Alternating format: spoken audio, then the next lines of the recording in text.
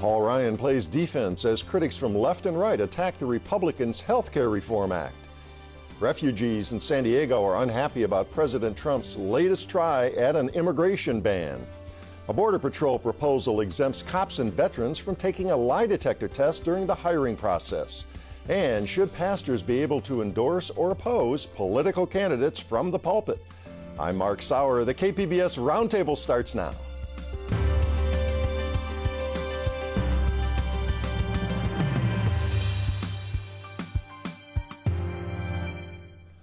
Welcome to our discussion of the week's top stories. I'm Mark Sauer, and joining me at the KPBS Roundtable today are Chris Genowine, editor and publisher of the Times of San Diego. Hi, Chris. Great to be here, Mark. Good to have you back again. Reporter Kate Morrissey of the San Diego Union-Tribune. Hi, Kate. Hi, good to see you. And reporter Elliot Spagat of the Associated Press. Hi, Elliot. Good to be here. Glad you're here today. And reporter Peter Rowe, also of the San Diego Union-Tribune. Hi, Pete. Hi, Mark. Great to have you here today.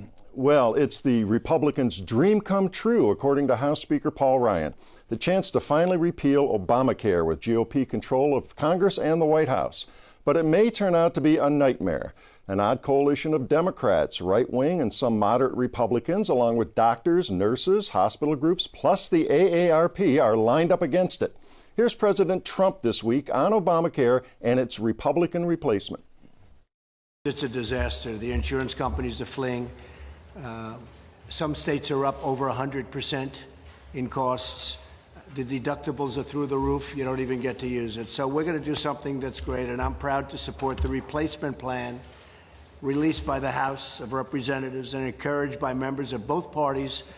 I think really that we're going to have something that's going to be much more understood and much more popular than people can even imagine. And here's House Speaker Paul Ryan on the reason for the bill and the fight to get it passed. Let's not forget, Obamacare is collapsing. Obamacare isn't staying. If we did nothing, the law would collapse and leave everybody without affordable health care. We are doing an act of mercy by repealing this law and replacing it with patient-centered health care reforms that we as conservatives have been arguing for and fighting for years. All right, an act of mercy. Chris, is Obamacare collapsing? That was pretty dire stuff. Well, Obamacare certainly has some problems and has needed some fixes for a while. But I do think this is a case where the cure is perhaps worse than the disease. What the Republicans are proposing is better if you're young, if you're healthy, if you've got a good, stable job. But if you're older, if you're poor, if you're out of work, you're probably going to pay more for health insurance. Okay, and what are some of the key changes now to Obamacare that the Republican bill makes? The biggest change, perhaps the fundamental change, is the end of the individual mandate, which is the requirement that all Americans have health insurance or pay a premium. That's the biggest thing. But it still provides a way to subsidize your insurance purchase, but not through direct subsidies, through tax credits on your taxes. Other changes: employers are not required to offer health insurance. Probably the thing that will be felt the most by older people is higher premiums. Obamacare set the limit at 3 times what insurance companies could charge younger people. Now it's going to be 5 times. And a lot of the people that came onto Obamacare, an estimated 20 million, was because they expanded Medicaid, right, in the states that participated. Medicaid was increased in its coverage area from those people who were at 100% of the poverty level to 140% of the poverty level.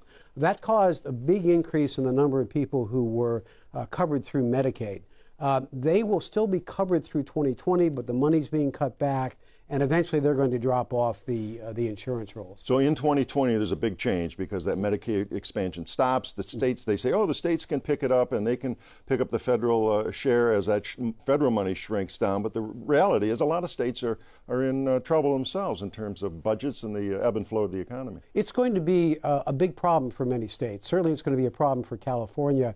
A Republican governor in Maine has come out and said this plan is not going to work for his state.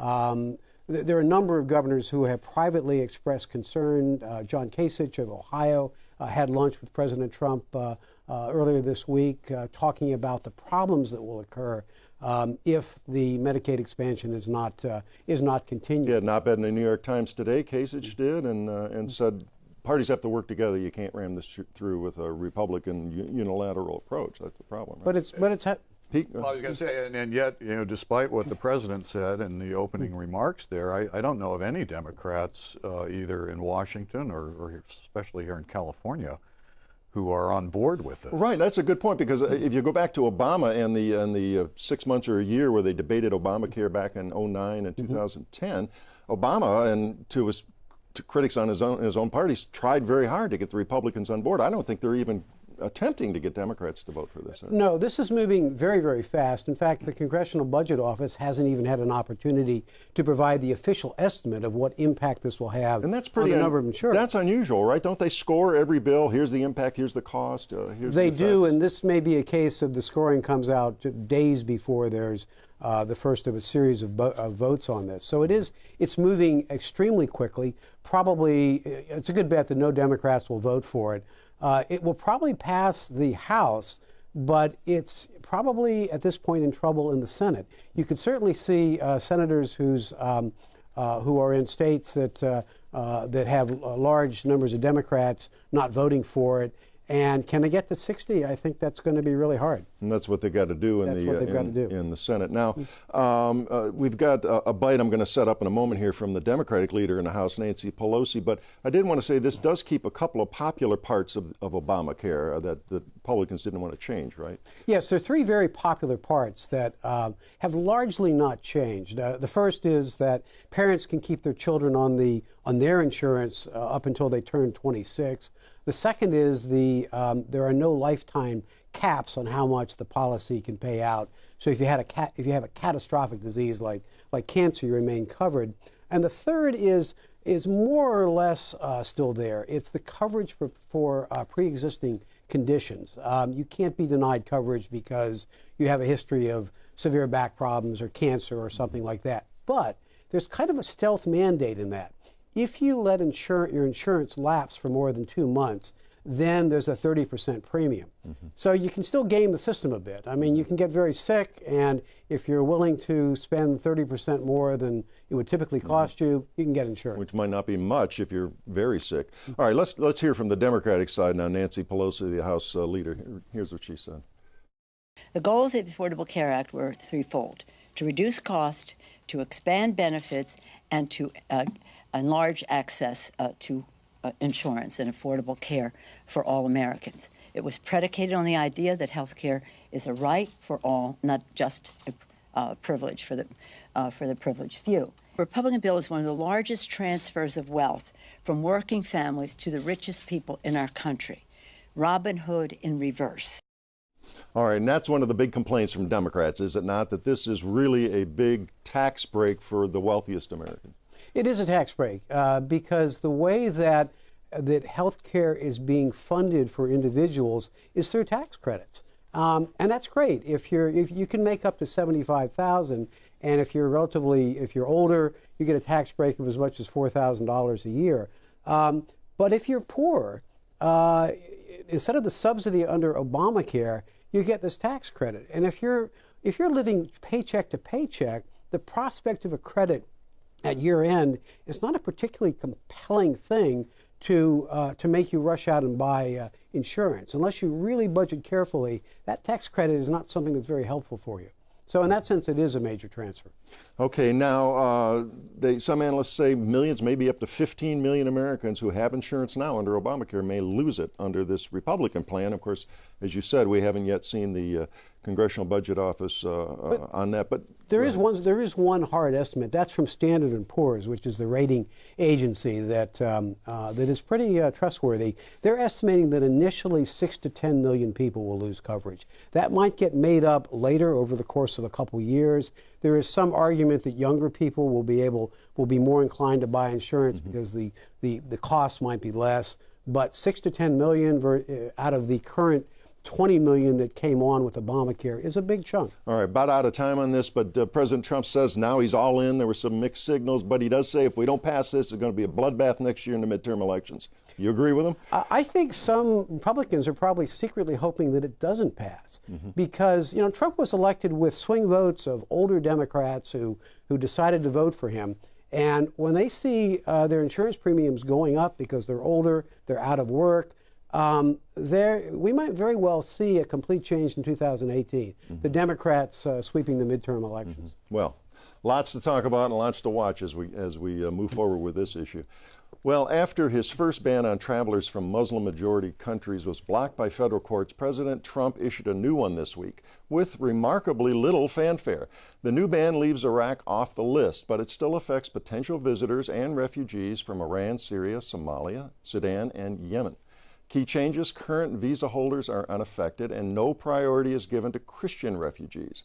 Here's Homeland Security Secretary John Kelly introducing the new order. This executive order is prospective in nature. Its focus is on preventing the entry of new foreign nationals from the 6 designated countries. Accordingly, it is important to note that nothing in this executive order affects existing lawful permanent residents or persons with current authorization to enter our homeland. All right, so Elliot, the AP reported the analysis by Homeland Security shows little evidence that citizens from these banned countries even pose a terror threat. So what's the reason for this? Well, yeah, that's right. My colleagues Vivian Salam and Alicia Caldwell in Washington obtained an intelligence report within the Department of Homeland Security that said citizenship is an unlikely indicator of terrorist threat. The department responded to that by saying this was just a single source. It's not, it's only based on public information, implying that there could be some classified information that says otherwise. But the message kind of undercut the rationale of the travel ban, which is that these specific countries, and if you read through the executive order, it gives a lot of real estate to the specific conditions in these 6 countries and how they're having bad trouble with terrorist organizations, or they're either failing or failed states, or they lack good vetting, sufficient vetting procedures. So that conclusion would run counter to the reason for doing this. And it was in the first place. Campaign promise by Trump during the race against Hillary Clinton, right? Yeah. Yeah. Now, Kate, I wanted to ask you, remind us some of the immediate problems caused by Trump's ban, which he came out with great fanfare on a Friday evening. Sure. So his first ban took effect pretty much right away, like within hours of him signing it. And so you had folks who thought they had permission to be in the country, either they're, a green card holder or maybe even they're a refugee already on a plane headed for the U.S., who all of a sudden were being told they couldn't come in anymore. And so there were a lot of people who were in this limbo place, people who were being held by Customs and Border Protection at airports. You had lawyers in the baggage claim areas of airports trying to reach those folks. You had lawyers telling their clients, okay, at this airport, they're handling things a little bit differently, so change your flight to go there so maybe you can still get in. So there wasn't even uniform enforcement of it when it first came out, which caused a lot of chaos was the word that was chaos around was a a lot. common word, wasn't it? Now, what's been the response this time from various groups who were critical of the ban at the start? So a lot of people are actually calling this the Muslim ban 2.0.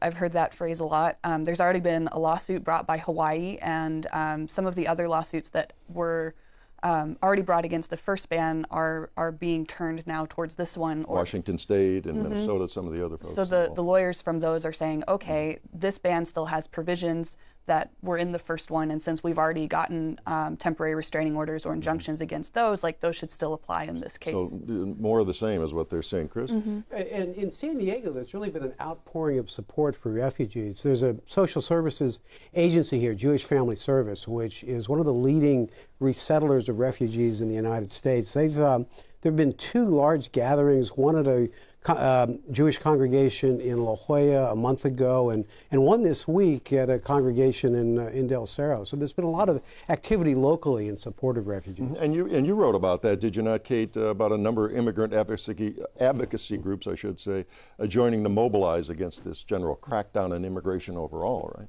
There've been a lot of different movements. Either individuals deciding, okay, what can we do to support our refugees locally? What can we do to support people who are here? In terms of the other immigration-related executive orders that he's signed, there are folks looking at ways that they can create a response network to help protect our undocumented population here in San Diego. So there's a lot of different activist movements going on. Now, what about Trump supporters? What's been their reaction to this revised plan? They very much support him in it. They the folks who I've talked to have basically said they want the courts to leave him alone and let him do what he said he was going to do, and they support him in that. So. Okay. We do have a clip here from a KPBS reporter, Jean Guerrero. She had a feature on the reaction of refugee advocates on this new order. She talked with Hanif Mohibi, I hope I'm pronouncing that right, from CARE, the Council on American Islamic Relations.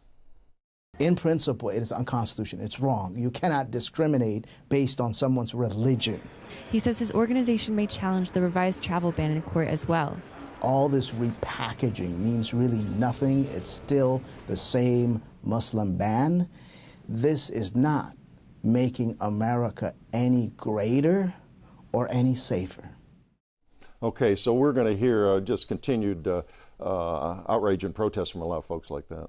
I think so, and the fact that the overall number of refugees that we're to be bringing in for the year now has been reduced so drastically. I think that we're going to continue to hear a lot of pushback on that.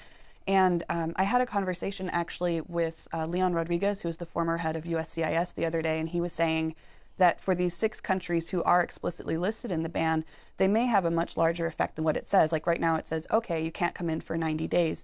But in that time, DHS is going to be reviewing policies with those countries to say, okay, you need to provide us this information before your citizens come in. And for governments like Syria, that probably is never going to happen, given their current state, according to him. So do you have a sense of whether this is going to be orderly when it takes effect at 12:01 a.m. on Thursday? Unless the courts could block it before then, but is it going to be is it going to be as chaotic as last time, or? Well, I think people at least know that it's coming. So if they are traveling, like they have a chance to change their travel plans. I don't know how many people are going to be able to do that. So there could still be people stuck. But again, green card holders are not affected. So I think it's going to be a little bit different, but it's hard to say exactly how it'll be implemented. Now, Elliot, I wanted to talk about a related issue this week that you were writing about, and that's the changes the Border Patrol is making in procedures in order to meet the president's plan to have 5,000 more agents. What's going on? This is an aspect of Trump's immigration plan that's often overlooked because of the travel ban and the construction of a wall on the border. Stuff getting the big headlines. Big deal. Yeah, he wants to hire 5,000 agents, which would be a 25% increase. Also, hire 10,000 ICE agents and officers, which is roughly doubling the size of that agency. So these are big price tag items. A memo that came out this week, and I reported on, estimated the cost of just the Border Patrol agents at $1.9 billion next year. And it's tough finding a lot of people with, quote, clean records, right? Right. I did a story in January that's 2/3 of the applicants at Customs and Border Protection, which includes the Border Patrol, failed the polygraph, which is about twice. I had, asked, it sounded high to me, so I asked a bunch of other police departments. It's about twice the average. San Diego, I think, had 30% roughly failure rate. So this is about twice that, and it's been a tremendous problem to hiring people. And there have been a lot of questions raised about it. I read one guy who was a pilot, a retired Marine pilot. At the time he was in the Marines, flew President Bush around the Capitol. Vice Presidents Cheney and Biden, and he failed the polygraph. Now, go ahead. I was going to say, isn't this history repeating itself? The last time there was a big push to hire many more Border Patrol agents, a lot of them were found to have pretty questionable backgrounds. Right. Are they going to be able to hire all these agents that Trump wants? Well, yeah, to Pete's question, first of all, I wanted to back up on this is a proposal to waive the polygraph for more veterans and current law enforcement. It hasn't yet taken effect. But yeah, I mean, history this is all about history, because the Border Patrol doubled in size during the Bush administration and into the Obama administration, and a lot of police chiefs and even the head of CBP, even the Homeland Security Secretary, are very concerned about growing an organization that fast. It's not good for any organization, because the risk is you lower the training standards, you lower the recruitment standards, the training can't catch up with the staff. Well, we will look forward to more reporting on that. It's going to be very interesting to see how they play out as that moves forward. Well, it's been said that to get along with people in conversation, it's best to avoid discussion of politics or religion. Well, we obviously violate that all the time on this show, so let's do it again now on the sticky question of religion in politics. Pete, this topic's come up recently because of a piece of legislation that's been introduced called the Free Speech Fairness Act. What's that all about? Yeah, this has been introduced in both the House and the Senate, and what it does is it takes the 1954 Johnson Amendment, which is an amendment to the tax code, and rolls it back, at least as it concerns churches. Now, the Johnson Amendment affected all nonprofits within the 501c3 category, which does cover churches, right? And one of the interesting things about the history of the Johnson Amendment is people who oppose it and people who support it all agree that it was an unintended consequence that the churches were kind of swept up into this. This was a freshman senator from Texas. You may have heard of him, Lyndon Baines Johnson. We did hear of him. Okay, well, he was coming into an election year for him, and he was being hammered by these two publications that were put out by nonprofits in Texas, calling him a communist sympathizer. This, again, was at the height of the McCarthy era. So he wanted to get rid of this burr in his saddle.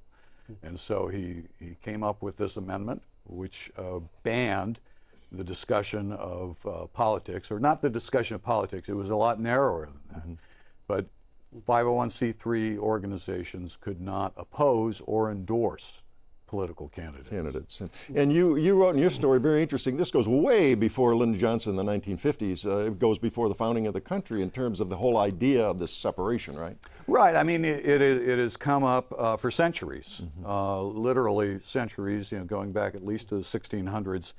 And we had in our history in the colonies, residents of different colonies were taxed to support the established church of that colony, and it depended on where you lived. And you could be an atheist, you could be a believer in another creed, you were still going to pay that tax. And so Madison wanted to get rid of that, and in the First Amendment he wrote the Establishment Clause that Congress shall make no law. So you're free to worship or not worship, but the point is Congress isn't going to be taxing and supporting any particular religion here. I think the previous discussion, Trump ran afoul of that, did he not, with the Muslim ban, and we're going to favor the Christians, but not the Muslims. That's one of the arguments. Yeah, right? But now President Trump and some congressional Republicans are going after this Johnson Amendment. Why do they support this Free Speech Fairness Act? What a name. Well, one of the key supporters of this movement for years has been Jim Garlow, who's the pastor of Skyline Church in La Mesa. And Pastor Garlow makes the point, he says, listen, this is just, a clear violation of my or any preacher's First Amendment rights. Why are we being told we can't say certain things from the pulpit? So it's very simple for him. But what about the other side? And you've interviewed some religious figures on the other side, too. Oh, yes. Actually, Bishop McElroy, who's been quite outspoken. Roman Catholic bishop here. Yeah. He is our Roman Catholic bishop. He's been very outspoken on numerous political issues, ranging from abortion to immigration, the refugee bill. And he all the time talks about this, but he says he will not endorse or condemn political figures. Specific candidates. Right. Yeah, that's where they draw the line. Go ahead, Chris. The bishop actually had a challenge with one of his own ministers in Old Town, if I'm not mistaken. Yeah, it was very embarrassing, and behind the scenes they say that this was a real kerfuffle within the diocese. There was the pastor of the church in Old Town who twice in church bulletins kind of laid out a case against Hillary Clinton, ending up saying if you were a Catholic in good standing and voted for Hillary Clinton, you were going to hell. Well, that's a real disincentive, I think. And that's a direct violation, is it not, of the Johnson Amendment, right? Well, it probably is. Now, the Johnson Amendment has been challenged numerous times, and the IRS has very rarely risen to the bait. So they really don't enforce the darn thing, right? It's been enforced only a few times. And in fact, Garlow is a member of a group that makes a point of challenging it every year. They give political sermons that go after or support a candidate. And they send it off to the IRS, say, here you go. They record it, they send it to the IRS with a note saying you might be interested. The IRS responds by sending a note back saying, thanks a lot. Okay. That's all they do. Got a few seconds left. How likely is it Trump and certain Republicans are going to succeed in removing this aspect of the wall of separation, church and state? Well, I'm not a political reporter, and these days I think when you predict something in politics, you're generally wrong. But it looks to me as though there's not a whole lot of appetite to take this on. Okay, yeah, they got so many other things that we've talked about on this show today here, and lots of headline-making things. And this is maybe down the list here. I'll save it for another year in this administration. Well, great stuff. We'll look forward to seeing what happens on that. That does wrap up another week of stories at the KPBS Roundtable. I'd like to thank my guests, Chris Genuine of the Times of San Diego, Kate Morrissey of the San Diego Union-Tribune, Elliot Spaggett of the Associated Press, and Peter Rowe, also of the Union-Tribune. A reminder, all the stories we discussed today are available on our website, kpbs.org. I'm Mark Sauer. Thanks for joining us today on the Roundtable.